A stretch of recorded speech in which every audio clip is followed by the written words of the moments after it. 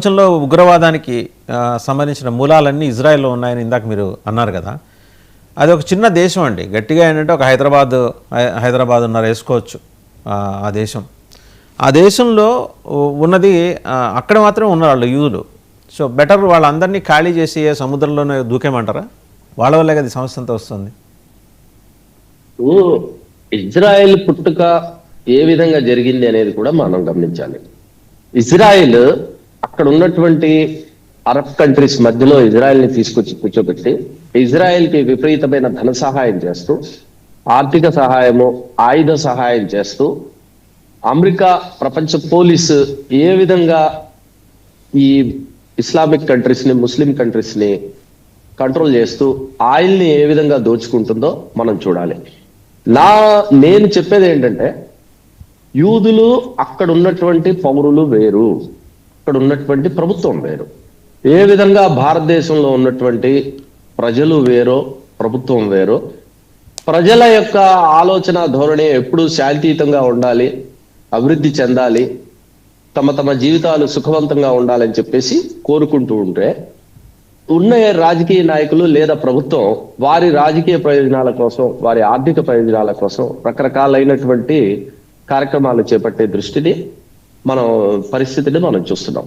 ఈరోజు ప్రపంచవ్యాప్తంగా వివిధ దేశాల్లో ఉన్నటువంటి వనరులను దోచుకోవడం కోసం గాను ఈ వెస్టర్న్ కంట్రీస్, పశ్చిమ దేశాలు, ఈ ఉన్నటువంటి ఈ ఇరాన్ కానివ్వండి, ఇరాక్ కానివ్వండి, లిబియా కానివ్వండి, సిరియా కానివ్వండి, ఇలాంటి దేశాలలో ఏ విధమైనటువంటి విధ్వంసాన్ని సృష్టించి అక్కడ ఉన్నటువంటి సహజ వనరులను ఎలా దోచుకున్నారో, ఎలా దోచుకుంటున్నారో మనం గమనించవచ్చు. ఇక్కడ నేను చెప్పే పాయింట్ ఏంటంటే, ఈ ఒక దోపిడీ కోసం గాను ఇజ్రాయెల్ ని అక్కడ కూర్చోబెట్టారు. ఈ కూర్చోబెట్టి దాన్ని ఒక 70,000 మందిని చంపేస్తున్నా సరే, అమెరికాకి సంబంధించిన మిత్ర దేశాలు కానీ ఇజ్రాయెల్ ని ఖండించకపోవడం, ఆపకపోవడం జరిగింది. దీన్ని ఒకే ఒక సబ్మిషన్ మీరే మాట్లాడండి. 1979 నుంచి 2024 వరకు ప్రపంచవ్యాప్తంగా దాదాపు 12 దేశాలు, ప్రత్యేకించి ఆసియా పసిఫిక్ రీజియన్లో ఉన్న దేశాలు ఉగ్రవాద దాడులకు బలైనాయి. 66,000 దాడులు జరిగినాయి. 3 లక్షల మంది చనిపోయారు. చనిపోయిన 3 లక్షల మందిలో మెజారిటీ మళ్ళీ ముస్లిం ప్రజానీకమే ఉన్నారు, ఉగ్రవాదులతో సహా. ఎందుకంటే ఆ ఆత్మాహుతి చేసుకుని చనిపోతే స్వర్గానికి వెళ్ళిపోతారనే ఒక మూఢనమ్మకాన్ని చాలా బలంగా ఈ ఉగ్రవాద గ్రూపులు పెనట్రేట్ చేయగలిగాయి. కాబట్టి పేద బిలో పవర్టీ లైన్లో ఉన్న వాళ్ళందరినీ ప్రభావితం చేయగలిగాయి. కాబట్టి ఇది జరిగింది. ఇదంతా లెక్క. నేను చెబుతున్నది లెక్కలేనండి, ఏమీ ఎగ్జాగరేషన్ కాదు. 12 దేశాలు ఇంక్లూడింగ్ పాకిస్తాన్తో సహా, ఒక ఉగ్రవాద ఫ్యాక్టరీ నడిపే పాకిస్తాన్తో సహా ఉగ్రవాదానికి బలైనవి. ఇవాళ అంత స్పెసిఫిక్గా ముస్లింలు ఉగ్రవాదులు అని అంటలా, బట్ ఉగ్రవాదులందరూ ముస్లింలుగా ఎస్టాబ్లిష్ అవుతున్న తరుణంలో దేర్ షుడ్ బి మీరు ఒక కాల్ తీసుకోవాలి కదా, సమాజం ఒక కాల్ తీసుకోవాలి కదా.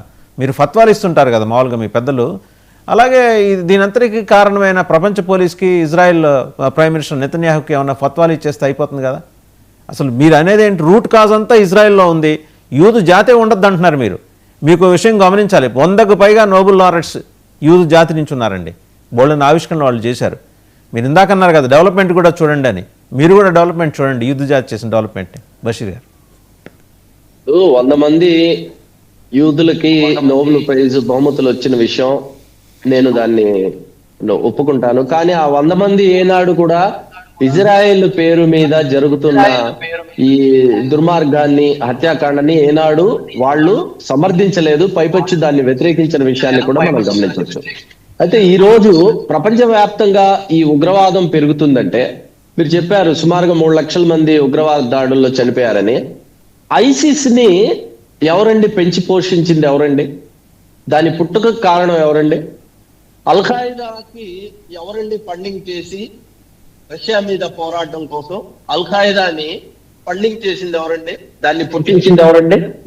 మీరు కనుక చూసేటట్టయితే బిల్ క్లింటన్ వారి భార్య హిల్లరీ క్లింటన్ ఆమె స్పష్టంగా చెప్పింది ఐసిస్ ని ఎవరు పుట్టించారు, అలానే ఈ అల్ఖాయిదా పుట్టుకు కారణం ఎవరని చెప్పేసి క్లియర్ గా చెప్పారు.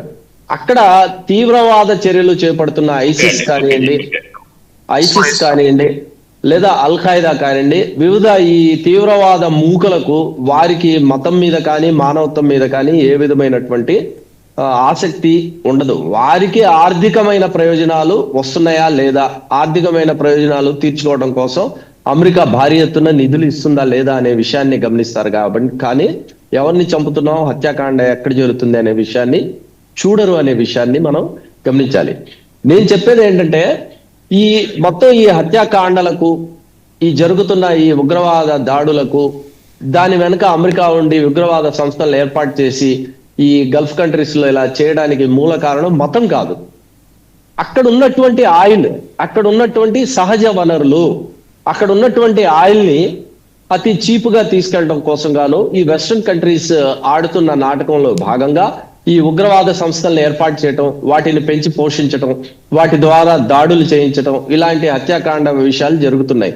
ఏనాడైతే మీకు ఈ గల్ఫ్ కంట్రీస్ లో ఆయిల్ అయిపోతుందో, న్యాచురల్ రిసోర్సెస్ ఉండవో, ఆనాడు ఈ అమెరికా దాని మిత్ర దేశాలు చేస్తున్న ఈ ఉగ్ర దాడులకు చేయడం కోసం గాను ఈ పుట్టిస్తున్న ఈ సంస్థలు ఇవన్నీ కూడా పూర్తిగా సమసిపోతాయి. ఇప్పుడు హమాస్ గురించి చెప్తున్నారు. హమాస్ ని పుట్టించింది ఎవరండి? హమాస్ కి మొన్న ఈ దాడులు జరగడానికి ముందు వరకు హమాస్ ని పెంచి పోషించింది నెతన్యాహు. నెతన్యాహు, అమెరికా ప్రభుత్వాలు తిరుగులేని విధంగా హమాస్ కు చాలా ఆర్థిక సహాయం చేశాయి. ఈ రోజు తిరిగి హమాస్ కి, హెజ్బుల్లాస్ కి, హౌతీస్ కి సహకారం ఇరాన్ నుంచి, సిరియా నుంచి, లెబనాన్ నుంచి, జోర్డాన్ నుంచి వస్తుందనే విషయం ప్రపంచవ్యాప్తంగా అందరికీ తెలుసు. మీరు ఇవాళ ఇజ్రాయెల్ మీద నెపం నెట్టేస్తున్నారంటే ఆశ్చర్యంగా ఉంది బషీర్ గారు. యాసర్ అరాఫత్ చేతిలో ఉన్నటువంటి పాలస్తీనా లిబరేషన్ ఆర్గనైజేషన్ ని దెబ్బతీయటం కోసం గాను హమాస్ ని ఎవరు సృష్టించారు, హమాస్ ని ఎవరు పెంచి పోషించారు అనేది కనుక మనం గమనించేటట్టయితే అది అమెరికా, అదే విధంగా ఇజ్రాయెల్ అనేది స్పష్టంగా బయటపడుతుంది. ఇరాన్ పతిత్తా మీ ఉద్దేశంలో? అసలు ఇరాన్ విషయంలో మనం ఇప్పుడు మనం ఏం మాట్లాడటం లేదు కదా. ఇప్పుడు మనం చర్చిస్తుంది ఏంటి? హమాస్ గురించి చర్చిస్తున్నాం. పుట్టుక, దాని పెరుగుదల, దాని బాల్యం, దాని యవ్వనం మొత్తం ఇరాన్ లోనే జరిగింది. హమాస్ పుట్టుక, బాల్యం, యవ్వనం అంతా ఇరాన్ లోనే జరిగింది. ఫండింగ్, హమాస్ పుట్టుక, బాల్యం అంతా ఇరాన్ లో జరిగి ఉండొచ్చు ఏమో, కానీ కాకపోతే ఇది పుట్టడానికి దాని బాల్యము, దాని యవ్వనము ఇవన్నీ సవ్యంగా జరగడం కోసం గాను ఆర్థిక సహాయం చేసింది, అన్ని విధాలుగా సహాయం చేసింది అమెరికానే, అన్ని విధాలుగా సహాయం చేసింది. ఈ పాయింట్